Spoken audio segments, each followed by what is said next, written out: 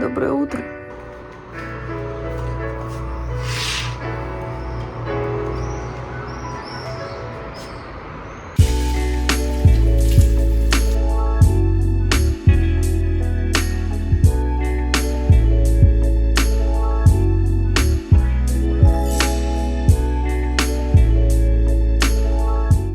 Вот так каждый день в одно и то же время я встаю, даже если не выспалась, и выхожу к курьеру забрать еду.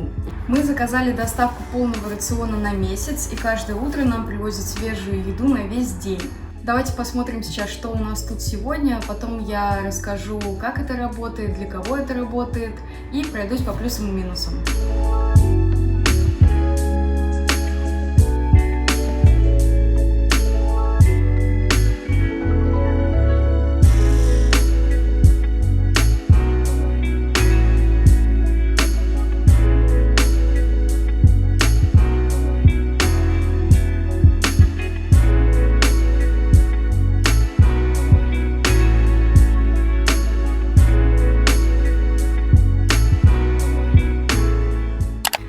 Всем привет! Небольшой апдейт. Наконец-то мне можно потихонечку начинать сидеть. Потихоньку, но можно. Сегодня отойдем немножечко от тем про Батуми. Я хочу поговорить про питание. Про различные подходы к приготовлению пищи, как и для кого они работают и почему вообще это важно. Но сразу хочу предупредить, что если вы придерживаетесь довольно консервативных взглядов на тему приготовления еды, то помните, пожалуйста, что есть люди с другими взглядами, и они тоже имеют право на свое мнение. Так, ну а теперь давайте разбираться по теме. Какие подходы есть в приготовлении еды и как много времени они занимают. Я выделила несколько пунктов, конечно же, это не все, просто, наверное, основные. Первое и, наверное, самое распространенное – это когда мы готовим кушать прямо перед приемом пищи. Несмотря на то, что этот подход самый распространенный, мне он нравится меньше всего, потому что меньше всего хочется после работы еще готовить кушать. Дальше, чтобы избежать первого варианта, многие люди готовят заранее на несколько дней.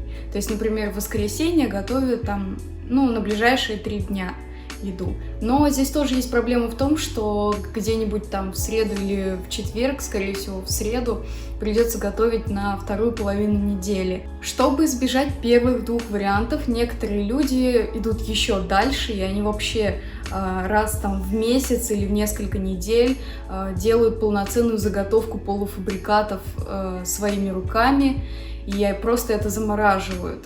А потом просто достают, размораживают и комбинируют ингредиенты. Ну и, наконец, чтобы, в принципе, избежать вообще какой-либо готовки еды, некоторые люди просто заказывают еду постоянно из ресторанов, из каких-то кафе. Так как этот вариант дофига затратный, то для людей, кто не любит, не хочет или не умеет готовить, появился еще один вариант. Это заказ полноценного рациона, то есть готовой еды на целый месяц. С каждым годом это становится все популярнее и появляется все больше и больше компаний, которые это реализуют. Теперь давайте разберемся, почему эта тема вообще так важна. Все уже давно знают, что нужно стремиться к тому, чтобы правильно питаться. Но правильно означает не только саму пищу, но и дисциплина. Для всех она разная. Кто-то кушает 3 раза в день, кто-то 5, но иногда она нарушается по разным причинам. Иногда бывает, что кому-то лень или не нравится готовить, кто-то очень много работает и катастрофически не хватает на это времени. И как с этим быть? С этого момента люди начинают делиться на 2 группы.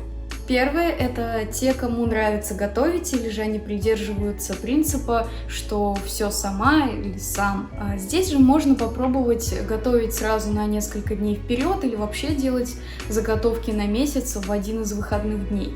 Вторая – это те, кто вообще не любит готовить или не хочет этим заниматься, или очень много работает и не хватает на это времени. Эти люди рано или поздно приходят к тому, чтобы делегировать этот процесс. О чем мы сейчас и поговорим. На самом деле есть очень много людей, которые не любят готовить. Им может не нравиться сам процесс, или то, что это занимает много времени, или вообще сам результат. И нет ничего плохого, если вы не хотите готовить. И не нужно писать, что женщина обязана это делать, или «фу, что за девушка такая, которая не готовит». Мы все-таки живем уже не в древние времена, когда женщинам просто нечего было больше делать, кроме хозяйства.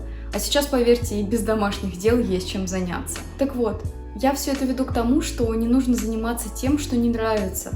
Все равно ни к чему хорошему это не приведет, и лучше потратить это время на что-то более полезное или приятное. К тому же, когда делаешь то, что не нравится, и результат получается соответствующий. То же самое для тех, у кого нет времени. Совсем не обязательно расшибаться и делать все самому. К тому же, если вы работаете на почасовой оплате, то, скорее всего, за эти 3 часа готовки вы заработаете больше денег, чем стоит заказанная еда. Если у вас и так полно дел, не стоит пренебрегать отдыхом. Исключение, конечно, составляют те, для кого готовка это и есть отдых. Делегируя кому-либо эту обязанность, вы сможете сэкономить это время для, например, отдыха, чтобы на следующий день выйти полными сил и работать более эффективно, зарабатывать больше денег. Или для того, чтобы провести время с семьей и друзьями, укрепляя отношения.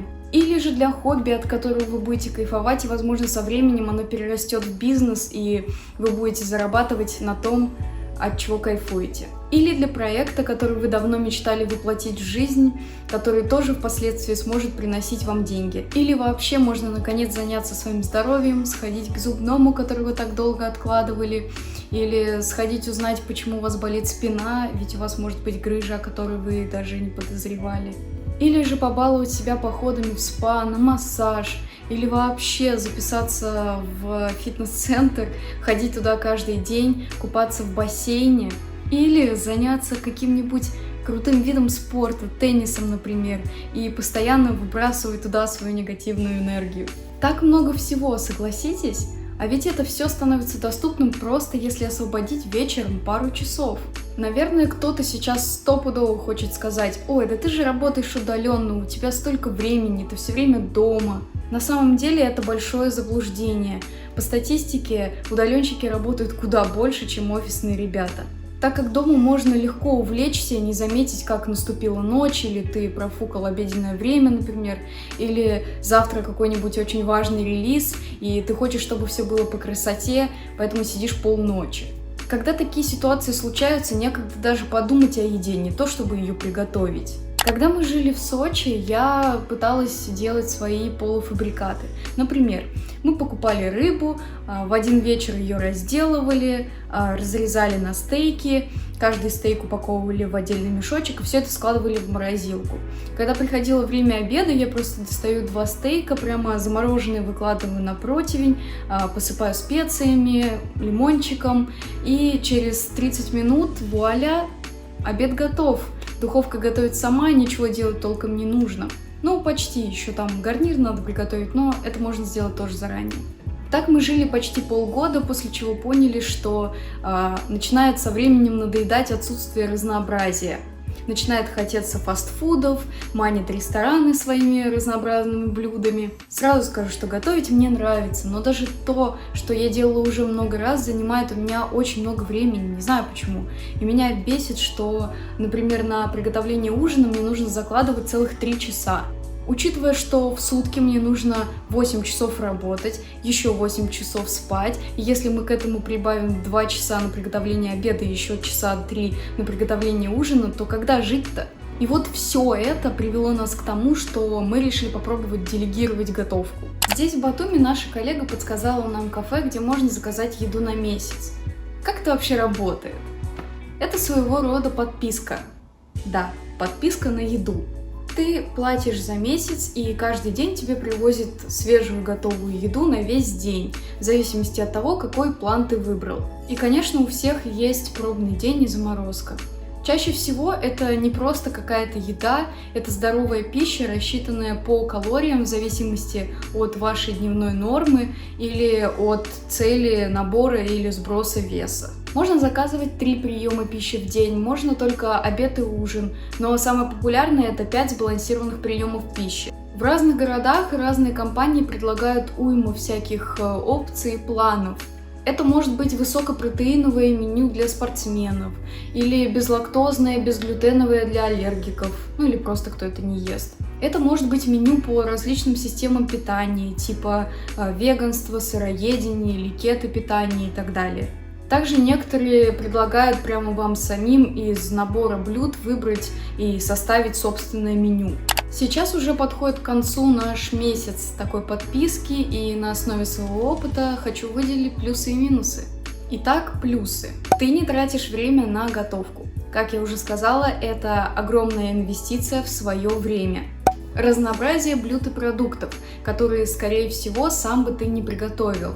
Например, нам каждый день приносят по 4 салата, и я никогда в жизни еще столько не ела моркови, что очень хорошо.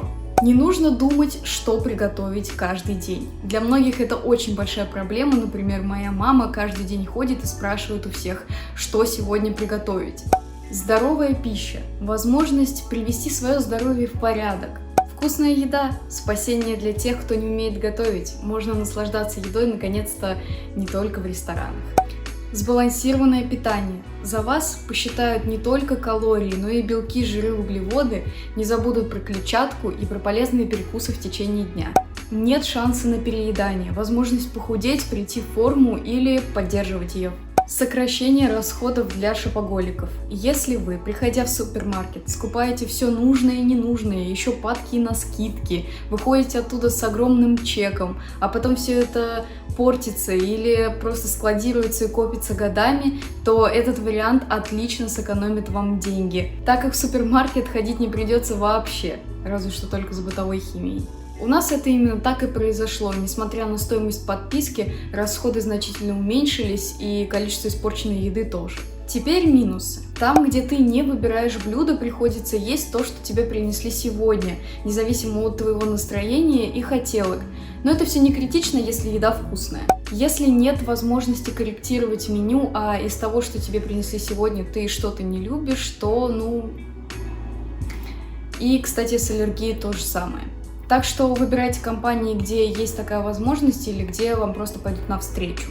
Если вам неожиданно захотелось пойти в ресторан или вас пригласили, то куда девать ту еду, которая ждет вас в холодильнике? Да есть завтра тоже не вариант, потому что завтра принесут новое. Цена. Да, нужно понять, что это дороже, чем готовить самому, потому что труд людей стоит денег. Но, как я уже сказала, для шопоголиков, например, это будет наоборот экономия. В целом нужно понимать, что это именно инвестиция, и решать, инвестировать или нет, вам. Конечно же, я никого не призываю бросать все и заказывать еду. У всех разные жизненные ситуации, разные взгляды. Я просто поделилась своим опытом. Главное, к чему я хочу вас призвать, это следить за своим здоровьем, за тем, что вы кушаете, слушать свой организм, не переедать. И, конечно же, заниматься только тем, чем вам нравится. А все остальное либо делегировать, либо отказываться. Если вот так сразу сделать это невозможно, то лучше маленькими шагами, но двигаться к этому. Ну а на этом все. Спасибо, что смотрели видео до конца. Пока-пока!